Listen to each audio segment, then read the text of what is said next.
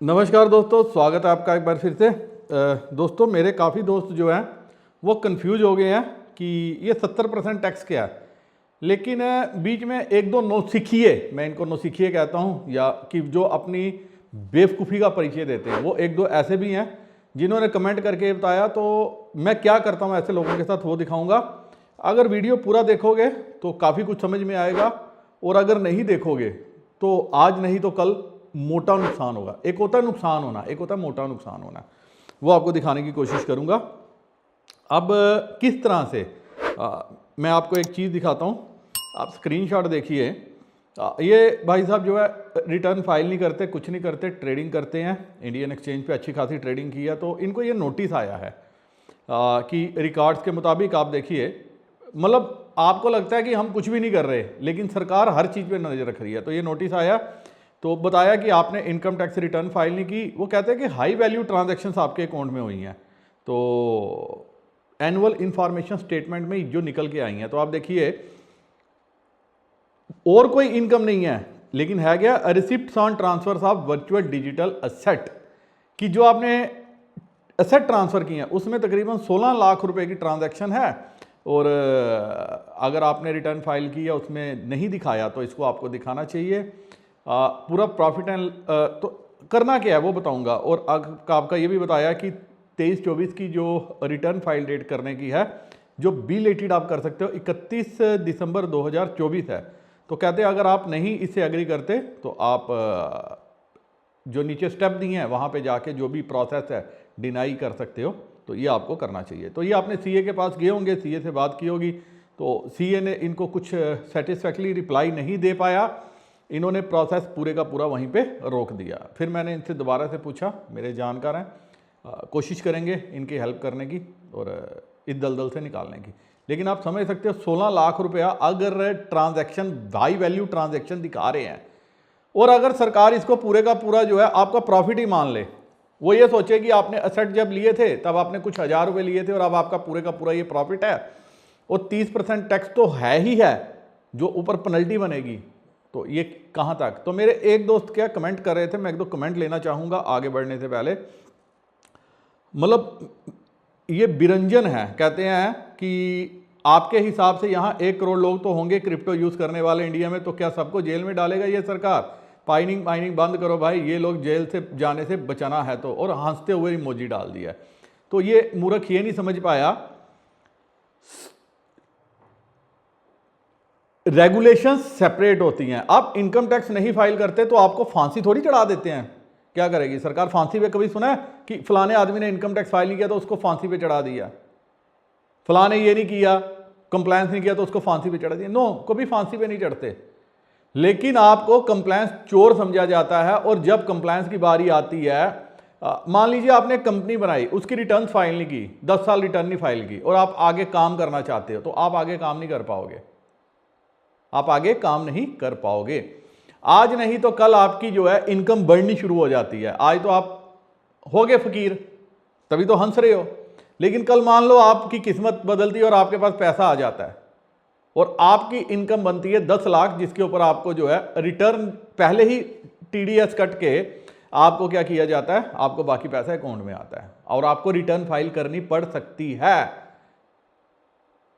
Return file करनी पड़ सकती है। और अगर ये तो अभी लचीलापन है इंडिया में इनकम टैक्स कानून का, अगर ये अपने पे आ गए तो इनकम टैक्स ऑफिसर्स के पास प्रावधान होते हैं कि वो आपकी प्रॉपर्टियां तक अटैच कर सकती है रिकवरी के लिए, जो आपने विजय माल्या और बाकी केसेस में देखी भी हैं। वो प्रावधान है उनके पास।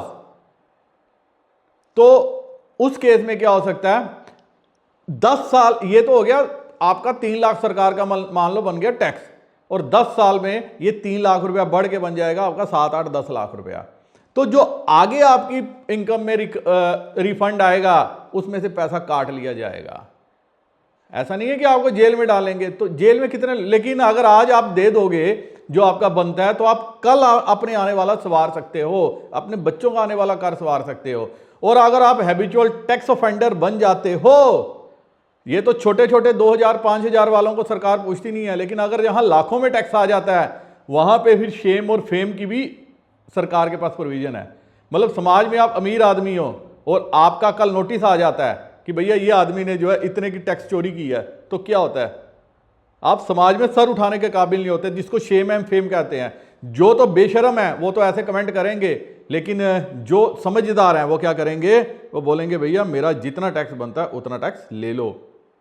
और यही काम जो है पैसे वाले लोग करते हैं, और जिनके पास पैसा नहीं है वो क्या करते हैं, ऐसे बेवकूफ़ों वाले कमेंट करते हैं। तो ऐसे बेवकूफ़ों के लिए मैं क्या करता हूं वो भी दिखाता हूं। ये बबलू खान कहते हैं रॉन्ग कैलकुलेशन अबाउट पाई, कहते हैं definitely you will lose all pi when mainnet launch because you did not mine, you trade pi illegal without mining, wrong prediction about pi, it will be 40 USD और above. ये आप देखोगे, अगर इसकी language है ना, एक भी वर्ड इसने सही नहीं लिखा, मतलब इसकी वो लेवल ही नहीं है कि इसको मैं बोल। तो मैंने क्या किया, इससे उलझने के बजाय इसको क्या किया, आप स्क्रीन पे देखो, हाइड यूजर, मैंने परमानेंट इसको जो है हाइड कर दिया, ये मेरा वीडियो ही नहीं देख पाएगा। और मैं काफ़ी लोगों के साथ यही करता हूँ। मैं अगर किसी को ये नहीं बोलता मेरे चैनल को सब्सक्राइब करो, तो मेरे चैनल को कौन देख सकता है, वो मेरे हाथ में है। तो उनके लिए मेरे पास पहले से ही है, क्योंकि ये टोली और ये टीम, ये मेरे व्यूअर हो ही नहीं सकते, क्योंकि इनके साथ आज भी स्कैम होगा, कल भी होगा, परसों भी होगा।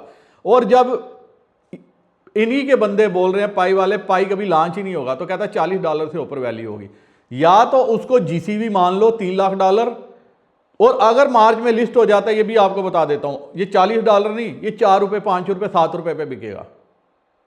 मेरे को समझ नहीं लग रही आप लिस्टिंग के पीछे पड़े क्यों हुए हो, आप इतने बड़े बड़े सपने देख कैसे रहे हो, मतलब। और इसको प्रोजेक्ट को रन करने के लिए कम से कम, जब मैं पिछले 4 साल से 10 साल बोल रहा हूं, तो कुछ तो समझ के बोल रहा हूं, या मैं मूर्ख हूं इसीलिए बोल रहा हूं। अब आगे क्या कर सकते हो आप, एक कमेंट ये है, ये बड़ा अच्छा, और ये आपको इसमें समझना चाहिए, इनको मैंने रिप्लाई भी दिया कि ये क्या है और आपको क्या करना है। अगर आप पाई माइन कर रहे हो, कोई भी सेट्स माइन कर रहे हो, कुछ कर रहे हो, इवन बिटकॉइन माइनिंग भी कर रहे हो, आपको वो भी आपने रिटर्न में दिखाना है कि मैंने बिटकॉइन माइन किया है। टैक्स आपको तब देना है, जो मुझे समझ में आया है, कि जब आप उसको सेल करोगे और या ट्रेडिंग कर रहे हो, तो आपका प्रॉफिट हो रहा है तो 30% टैक्स देना है, लॉस हो रहा है तो आप ये बता सकते हो कि मैंने इतने की थी और मेरा लॉस हो गया। लेकिन ये रिटर्न फाइल करना जरूरी है, और इसके लिए अच्छा एक्सपर्ट आपको चाहिए, क्रिप्टो एक्सपर्ट चाहिए टैक्स वाला, जिसको ये सारी नॉलेज होगी। सुरेंद्र प्रसाद कहते हैं कि आपकी जानकारी बहुत अच्छी लगी। आजकल बहुत सारे नेटवर्क में लोग काम कर रहे हैं, जैसे डॉलर, इथेरियम या अन्य क्रिप्टो करेंसी टोकन में लेन देन करके मार्केट में बचे हुए हैं। ये लोग अपने को बचाने के लिए ITR कैसे दाखिल करें?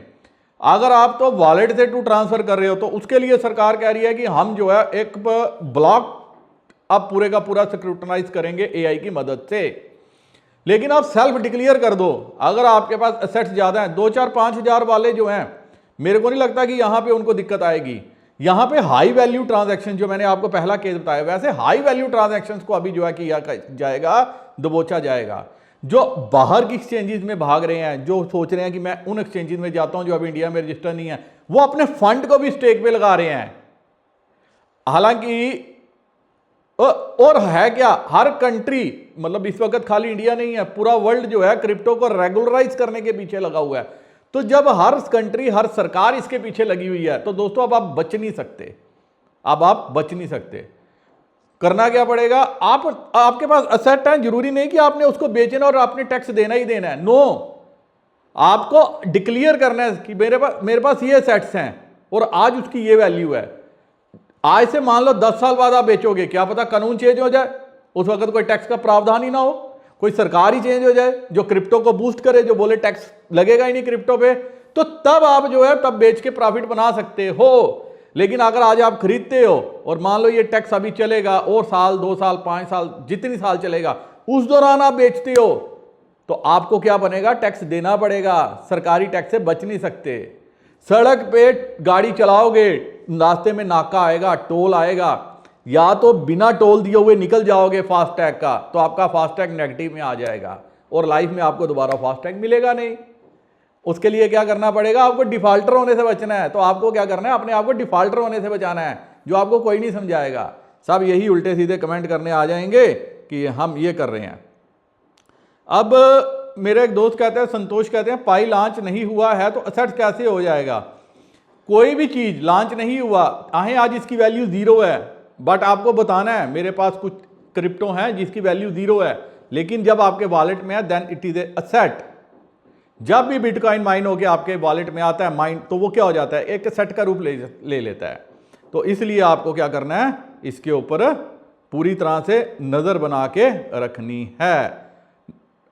सावधानी हटी दुर्घटना घटी, ये कोई आज की मुहावरा नहीं है, काफी देर पहले से बना हुआ है। अब मेरे एक दोस्त और मैसेज करते हैं, हिरेन कुमार कहते हैं कि सर बाइनेंस से दूसरे वॉलेट पे क्रिप्टो भेजते हैं तो टैक्स देना होगा, या सिर्फ बैंक में क्रिप्टो को विड्रॉल लेते हैं तब भी देना होगा, प्लीज रिप्लाई। आप किसी भी वॉलेट में भेजो, आप मान लो आप अपने वॉलेट से अपने दोस्त के वॉलेट में भेजते हो, ये सेल कंसीडर की जाएगी, इस पे आपका टैक्स बनेगा। आप अपने से लेके दूसरे वॉलेट में डालते हो, वो सेल कंसीडर नहीं की जाएगी। आप उसको बोल सकते हो मैं एसेट को होल्ड कर रहा हूं। इससे अच्छा आप अपनी एक्सचेंज पे होल्ड करो, वो ज्यादा सेफ है, जिसपे भी आप बाइनेंस पे या जिस पे भी ट्रेडिंग करते हो। लेकिन आप वजीरेक्स की तरह हो जाए तो वो दिक्कत वाली बात है। तो इसलिए आपको अच्छी एक्सचेंज चुननी है। काफी एक्सचेंज है, हार्टबिट उड़ गई, वजीरेक्स उड़ गई, FTX वो उड़ गई। जब ये उड़ सकती हैं तो कुछ भी हो सकता है। तो आपको क्या करना है, एसेट डिक्लेयर करना है कि मेरे पास ये एसेट्स हैं, तो फ्यूचर में जब भी सेल होगा तो उस पर आपको टैक्स देना पड़ेगा। तो असेट होल्ड पे टैक्स नहीं है, जो मेरी मोटा माटी बुद्धि मेरी बता रही है, असेट की सेल पे टैक्स है, और सेल जब करोगे तब टैक्स देना होता है। ऐसा नहीं कि वैल्यू बढ़ती की तो आप टैक्स दे दिया, कल घट गई तो सरकार थोड़ी आपको वापस करेगी। ये भी चीज है। एक्चुअली सरकार की प्रॉब्लम क्या हो रही है कि सरकार टैक्स दे रही है, सपोर्ट नहीं दे रही, इसीलिए लोग जो है भाग रहे हैं। अब वजीरेक्स के केस में भाई हमें टैक्स दे दो, लोग दुखी हैं, सरकार को बोला स्टेप इन करो, ये करो वो करो, किया कुछ नहीं। लेकिन उनके सेट जब भी उनके वॉलेट में आएंगे और उनको अभी डिक्लेयर करने पड़ेंगे, चाहे वो सेट उनके डूब चुके हैं या फ्यूचर में जब भी, लेकिन उनको दिखाना पड़ेगा कि हमारे पास इतने के असेट्स हैं। ये चीज है। अब मेरा एक ये दोस्त है, मेरे को व्हाट्सएप पे मैसेज कर रहा था, क्योंकि आप में से काफी दोस्त मुझे कहते हैं आप रिप्लाई नहीं करते। क्या रिप्लाई करूं, आप मैसेज देखो, ऐसे मैसेज भेजते हैं। और हर वीडियो में मतलब अगर आपने मेरे साथ शुरू से आज तक बना हुआ है, उसकी हर जिज्ञासा शांत हो गई होगी। कल मेरे एक दोस्त कह रहे थे हेलो सर, यस, मैंने कहा बताओ, आज सुबह मैसेज कर रहे हैं, मैंने कहा बताओ, कहते हैं पाई की वैल्यू 3500 रुपीज़ हो सकती है क्या नेक्स्ट मंथ? तो मैंने कहा स्कैम है, नहीं हो सकती। फिर कहते हैं लॉन्च होने के बाद, कहते हैं गूगल पे तो $50। तो मैंने इनको भी रिप्लाई, सबको ऐसे दोस्तों को, क्योंकि मेरे पास ऐसे बेशुमार मैसेज भी आते हैं बेवकूफ़ों के। तो मैंने कहा कि भाई तुम्हें क्या लग रहा है कि मैं इतना फालतू हूँ जो भी इन सब फालतू सवालों का जवाब देता फिरूं? और ये मैंने जानबूझ के ही रिप्लाई दिया ताकि आप लोगों को दिखा सकूं, क्योंकि मेरे दोस्त ये भी लिखते हैं कमेंट में कि मैं रिप्लाई नहीं देता। मैं जो जेन्युइन प्रॉब्लम है सबका रिप्लाई देता हूं, ऐसा नहीं है मैं ना दूं। मेरा क्या जाता है, अगर मैं नंबर बोलता हूं, ये नंबर है और यही आप स्क्रीन पे देखिए, ये मेरा व्हाट्सएप नंबर है 6006452441, ये मेरा नंबर है। अगर आपको पाई से रिलेटेड, सिद्रा से रिलेटेड, इंश्योरेंस से रिलेटेड, टैक्स से रिलेटेड, फाइनेंशियल मैटर से रिलेटेड, स्टॉक मार्केट से रिलेटेड कुछ भी हेल्प की जरूरत है, आप इस व्हाट्सएप पे मैसेज कर सकते हो, मेरे साथ जुड़ सकते हो, मैं आपकी सपोर्ट करूंगा। सिद्रा सेल करना है, कुछ भी सेल करना है, कोई पॉलिसी लेनी है तो। अब मेरे एक दोस्त कह रहे थे कि दिव्यार्थ ड्रोनिंग ऑफिशियल, मतलब नाम देखो, शक्ल देखो, और शक्ल के साथ वैसे ही कमेंट है। आपको एक्सपीरियंस ज़्यादा है तो कितना कमाया क्रिप्टो से? अगर कमाया होता तो यूट्यूब से ना कमाते। तो मैंने इनको ही बोला ऐसे मजाक, तो मेरा कल मूड थोड़ा सा रात को मस्त था, तो मैंने कहा तुम झंडू बाम हो, इतना ही कहना चाहूँगा। वो क्यों हो झंडू बाम, आपको बता देता हूँ। अरे यार, मेरा पोर्टफोलियो तुम्हें क्या पता क्या है, और तुम्हें क्या पता, मैं तो 20-20 दिन गायब हो जाता हूँ, मैं तो वीडियो ही नहीं बनाता, और मेरी क्या इनकम है, मतलब 5-7-10 हज़ार व्यू एक वीडियो के होंगे, तो उससे क्या हो जाएगा, मैं करोड़पति बन जाऊंगा तुम्हारे कहने पे। 1 मिलियन व्यू, आज सबको बता दूं, 1 मिलियन, 1 मिलियन, 10 लाख व्यू अगर हो तो आपको $1000 देता है यूट्यूब। अगर मैं 4 वीडियो बनाऊंगा और मान लो 20,000 व्यू हो गए, या 10 वीडियो बनाऊंगा और 5,000 के हिसाब से 50,000 व्यू हो गए, तो मेरी कितनी इनकम होगी ये कैलकुलेट कर लो। $20-30 कमाने के चक्कर में मैं अपना टाइम तुम लोगों के लिए खोटी ना करूं, क्योंकि इस चैनल को बिल्ड किया है, 1 लाख से ज्यादा लोगों ने मुझे प्यार दिया है, इस मुकाम तक पहुंचाया है, तो अपना दायित्व समझता हूं कि उनको समझाऊं, इसीलिए वीडियो बनाता हूं जब प्रॉब्लम आती है, ताकि आप में से कोई किसी स्कैम में ना फंसे। फिर भी स्कैम में फंसते हो। और मजे की बात आज आप सबको बताता हूं, आपको बताया जाता है $30 $40 $2000 3000 पर पाई का, आप जाके स्कैम करवाते हो और वो पाई आपका कितने का बिकता है? 20 रुपए 30 रुपए का। स्कैमर इतने में ही माल बेच के निकल जाते हैं। मतलब उनका दिन में काम है, अगर 1000 2000 पाई स्कैम कर दिया, 40-50 हजार बन गया तो ठीक है। और अगर आपको वो 2000 नहीं ना दिखाएं तो आप झंडू बाम हो। फिर आप क्या करो, आप उनके साथ डील ना करो, आप किसी और के साथ डील करो। मेरे पास आओगे, अगर मैं बोल दूं 20-30 रुपए चल रहा है, आप क्या बोलोगे? सुशांत बख्शी चोर है। एक ने बोला भी था, वीडियो भी डाउन कर दिया, मेरे को मैसेज भी आया, वो बोल रहे माफ़ी मांग रहे थे। तो ठीक है, हो गया उनको। अगर किसी को गलती का रियलाइज होता है तो वो बड़प्पन है। जिसको समझ में आया कि मैंने गलती कर ली, वो उसका बड़प्पन होता है। जो एडमेंट होता है वो बेवकूफ़ होता है। और वीडियो ख़त्म करने से पहले एक किस्सा शेयर करूंगा। मैं काफ़ी दिन से सोच रहा था, भगवान राम का युग आया। किसका? भगवान राम का युग था। सब समझा जाता था कि भगवान के जो उस टाइम का दौर था, सब पूजा पाठी होंगे, सनातनी होंगे। उस टाइम भी ऐसे लोग थे जो पहले जो है माता सीता को उठा के ले गए। उस टाइम भी, चलो मैंने माना वो राक्षस था, ये भी मान लिया। और उस टाइम भी थे जब माता को वनवास करवाया। उस टाइम भी ऐसे लोग थे जिन्होंने दोबारा से अग्नि परीक्षा की डिमांड की। वो कौन सा युग था? भगवान राम का युग था। अभी भगवान राम का युग नहीं है। तो मेरे को लोग गालियां निकालेंगे, ना ही मैं भगवान राम हूं। जब लोगों ने माता सीता को नहीं छोड़ा, वो मुझे क्या छोड़ेंगे? और प्रयागराज में कुंभ चल रहा है। मतलब मैं कई बार सोचता हूं कि अगर हम हिंदू हैं तो क्या करें? क्या हमें लूट मचानी चाहिए? 70 हजार रुपया। मैं एक दिन ऐसे बात कर रहा था, मेरी भाई बोलती कि फिर क्या, एक बार चलते हैं कुंभ, नहाते हैं। मैंने कहा ठीक है। टिकट नहीं मिल रही, कुछ नहीं हो रहा, इसलिए मैं नहीं पहुंच पाया। कोशिश कर रहा था कि पहुंच जाता। तो मेरी वाइफ कहती है एक बार पूछो तो थे, ये कुटिया। मैंने कहा 75 हजार किराया बता रहा है। वो बोलती फिर क्या, जिंदगी भर पैसा बनाएंगे, एक बार 75 हजार देने में क्या जाता है? चलो फोन करके पूछा क्या है कि, तो क्या वो कहते हैं ये 3 घंटे के लिए स्नान के लिए मिलेगा और 16 लोग इसमें स्नान कर सकते हैं। I was surprise and shocked. कहते हैं साथ में एक मेडिटेशन रूम है, ये प्राइवेट रखे हमने स्नान के लिए। इसको भी लोगों ने बिजनेस बनाया। वहां पे लोगों ने होटल बना दिए, 20-20 हजार 25-25 हजार रुपये कमरा देना शुरू कर दिया, उसको भी बिजनेस बनाया। वहां पे जिस होटल का किराया 1000 था, उसने भी 10 हजार बनाया, उसने भी बिजनेस बनाया। तो एक तरफ लोग जा रहे हैं जो वहां पे ये सोच रहे हैं कि मैं संगम में जाके स्नान करके अपने पाप धो लूं और अपना आगे का स्वर्ग का रास्ता ओपन कर दूं। तो दूसरी तरफ वो लोग ऐसे भी हैं जो वहां बैठ के पाप कमा रहे हैं। जो लोग चाहते हैं हम ज्यादा से ज्यादा पैसा इतना इकट्ठा कर लें कि हमारी पीढ़ियां आगे के लिए जो है खाना जो है वो निकल जाए। 40 करोड़ लोग अगर वहां स्नान करने, क्या सब पापी हैं? सोचने वाली बात है। नहीं, एक आस्थावान लोग हैं जो आस्था की, ठीक है भाई हम तो जा रहे हैं, आगे स्वर्ग मिले क्या मिले वो सब सेकेंडरी बातें हैं। लेकिन अगर आप अच्छा कर्म करते हो, अच्छे काम करते हो, लोगों को खुश रखते हो, समाज में अपना योगदान देते हो, जैसे मैं दे रहा हूं वैसे आप योगदान दे रहे हो, मुझे सपोर्ट करके, मेरे चैनल को सपोर्ट करके, आगे लाइक करते हो, कमेंट करते हो, दोस्तों के साथ शेयर करते हो, ये योगदान होता है।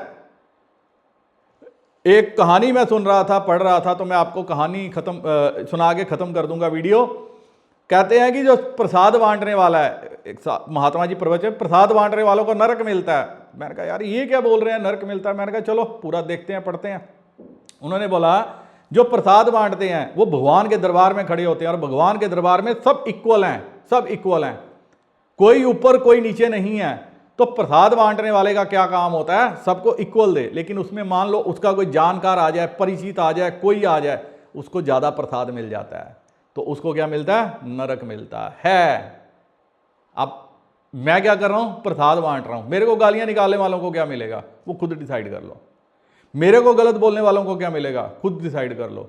आप गलत बोलो, ये मेरे से लॉजिकली आप बोलो, मेरे साथ चैनल पे आओ, फिर तो बात बनेगी।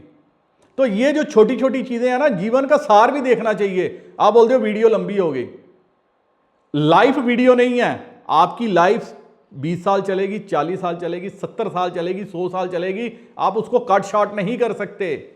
तो हर टाइम 24 घंटे पाई करने से, 24 घंटे फ्री का पैसा समझने से, 24 घंटे मैं किसी को कैसे काट लूं, कांप लूं, पैसा बना लूं, वैसे काम नहीं चलता। अब समाज में क्या अच्छा, आप क्या अच्छा योगदान दे रहे हो आप वो बताओ, कमेंट करके बताना। अच्छा आपका अच्छा योगदान आज तक क्या है? अगले वीडियो में वैसे 1-2 कमेंट लेंगे और दुनिया को दिखाएंगे कि ऐसे लोग भी हैं जिनका समाज में इतना अच्छा योगदान है। इसी के साथ वीडियो करता हूं खत्म। उम्मीद करता हूं अच्छा लगेगा। अच्छी लगी होगी तो यार कमेंट करके बताना आज की वीडियो कैसी लगी। थोड़ा सा भावुक हो गया, बता दिया, लेकिन मेरा मकसद ये था, अपना टैक्स आप नहीं बचा सकते, अपनी लाइबिलिटी कर्टेल नहीं कर सकते। आंखें बंद करने से ये सोचो कि मेरे को कुछ कल कोई कुछ नहीं बोलेगा, वो नहीं हो सकता। अंबानी आज इतना पुण्य कमा रहा है, लाखों लोगों को लंगर खिला रहे हैं, करोड़ों लोग खाएंगे, सब कुछ होगा इसलिए क्योंकि पैसा इसलिए है क्योंकि 100% कंप्लायंस है। और जो बिजनेस चोरी करते हैं, कंप्लायंस नहीं करते, वो चोर कहलाते हैं। आपको क्या कहलाना पसंद है वो आप देखो। मेरा काम था आपको समझाना। इसी के साथ नमस्कार, जय हिंद।